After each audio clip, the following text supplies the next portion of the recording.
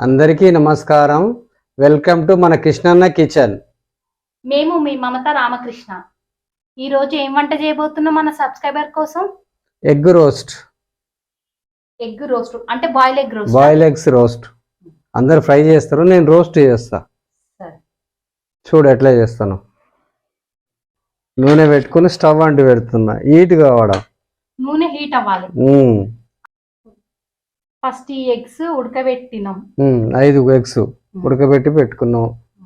చాకి ఈ ఎగ్స్ ని కట్ చేసుకోవాలి. ఎట్లా?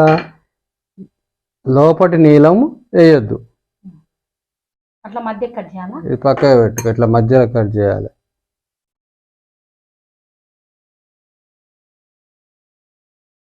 ఇలా వేసుకొని ఎల్లో నూనెలు వేస్తే అంత నూనె పొంగిపోతుంది, మళ్ళీ వేరే ఐటెం చేయనీకి రాదు, పాడేయవలసి వస్తుంది.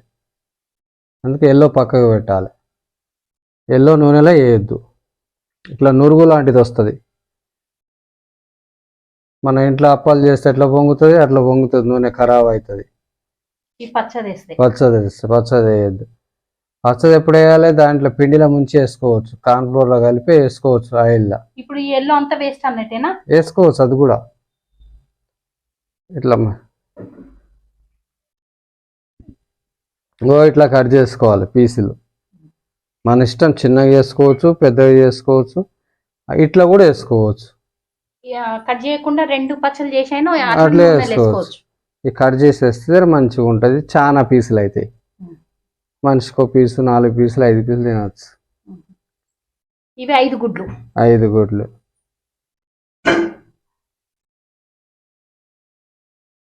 అయిందా? ఇలా కట్ చేసుకొని మన నూనె హీట్ అయింది, మనకు హీట్ పెట్టుకున్నాం. ఇప్పుడు నూనె వేడెక్కింది. ఇప్పుడు ఎగ్స్ని ఒలుచుకున్న ఎగ్స్ని వేస్తున్నా. మెల్లగా వేసుకోవాలి, ఎగు పడతాయి.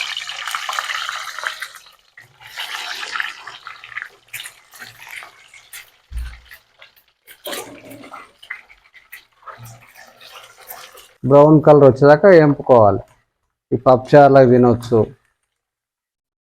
పప్పుచారులకు. ఎవరన్నా ఇంటికి వచ్చినప్పుడు చికెన్ మటన్ తినకపోతే ఎగ్ తింటే ఎగ్ కర్రీ అన్న, ఎగ్ పులుసో చేస్తాం. అలా కాకుండా ఇట్లా వెరైటీగా ఎగ్ రోస్ట్ చేసి పెట్టామనుకో బాగుంటది. చుట్టాలు వచ్చినప్పుడు చికెన్ మటన్ తినని వాళ్ళకి ఇట్లా చేసి పెడితే వెరైటీగా ఉంటది. ఫ్రై ఆయిల్ రోస్ట్లా ఈ కలర్ రాలే, బిస్కెట్ కలర్. ఇట్లా తీసుకొని తీసేటప్పుడు కొంచెం కడకుంటే చల్లారినాక కొంచెం మెత్తబడతాయి అంతే. ఇది అయిపోయింది. కొద్దిగా మిర్చి,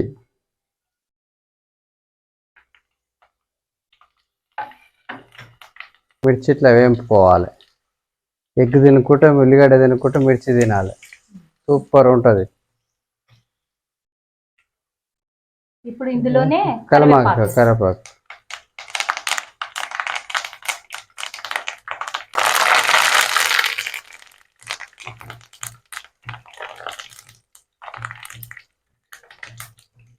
మిర్చి కలమాకు ఫ్రై అయిపోయింది.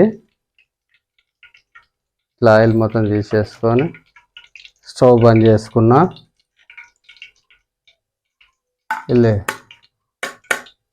ఇప్పుడు ఏం చేయాలి బావా? ఎగ్ రోస్ట్ అయిపోయింది. ఇప్పుడు వేడి మిన్నే కొద్ది కారం పొడి వేసుకోవాలి. చేతులు అట్లా చల్లుకోవాలా? మన ఇష్టం, ఎక్కువ అంటే ఎక్కువ, తక్కువ అంటే తక్కువ వేసుకోవచ్చు. కొద్దిగా ఉప్పు,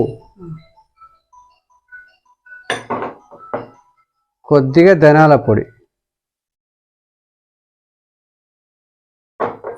కొద్దిగా చాట్ మసాలా,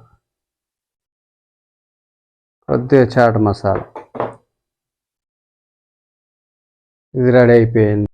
ఇట్లా కలుపుకోవాలి.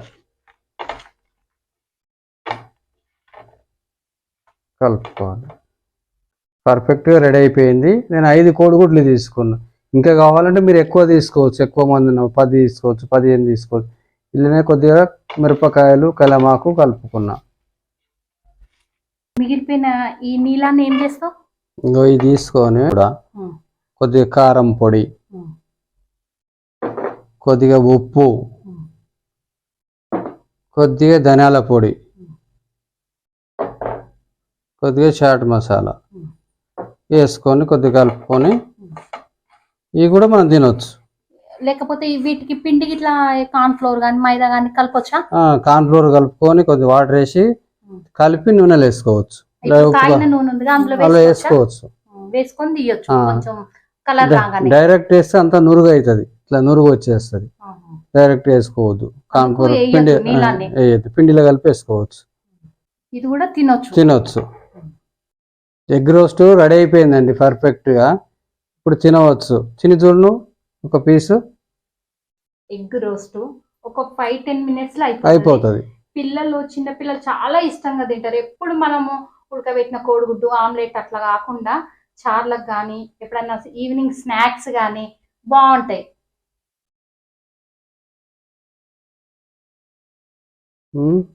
బాగుంది టేస్ట్. మా ఛానల్ని సబ్స్క్రైబ్ చేయండి, షేర్ చేయండి, లైక్ చేయండి. మన కృష్ణన్న కిచెన్ లో రోజు ఒక వెరైటీ చేస్తాము. అందరు ముందు నుండి లాస్ట్ వరకు చూడండి, ఎలా చేస్తామో చూడండి, చూస్తేనే అర్థమవుతుంది.